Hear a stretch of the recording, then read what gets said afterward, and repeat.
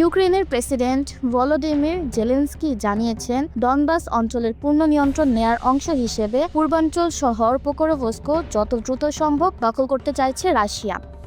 Supreme commander in চিফের সঙ্গে বৈঠকের পর তিনি এই মন্তব্য করেন। জেলেনস্কি বলেন, বর্তমানে শহরের অভ্যন্তরে প্রায় ৩১৪ রুশ সেনা অবস্থান করছে এবং সেখানে ঘাঁটি গেড়েছে। গত ৩ দিনে পোকরোভস্ক রুশ বাহিনী ২২০ বার আক্রমণ চালিয়েছে বলে জানিয়েছে ইউক্রেনীয় বাহিনী।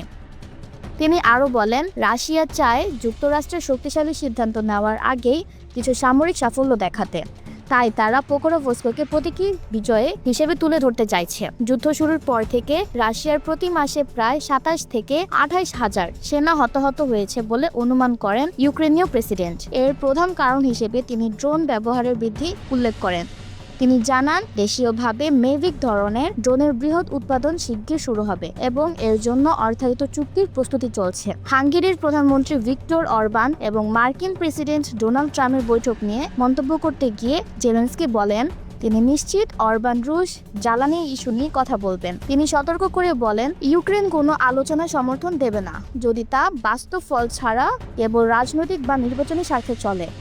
জেলেনস্কি জানান, ইউক্রেন কাজ করছে যেন ইউরোপীয় বাজারে রুশ তেল প্রবেশ বন্ধ করা যায় এবং মস্কো যাতে জ্বালানি রপ্তানি থেকে মুনাফা অর্জন করতে না পারে।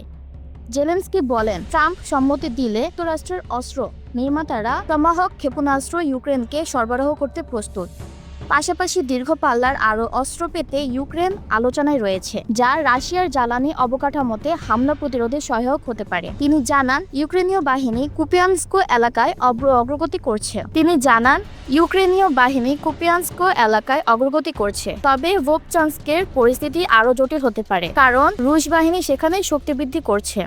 পোকরোভস্ক দোনেৎস্ক অঞ্চলের একটি কৌশলগত শহর। শহরটি পতন হলে রাশিয়া দাবি করতে পারবে যে তারা ডনবাস অঞ্চলের পূর্ণ নিয়ন্ত্রণ নিয়েছে, যা ২০২২ সালের আক্রমণের শুরু থেকেই মস্কোর মূল লক্ষ্য। ইসরাত জাহান, আজাদ ডেস্ক।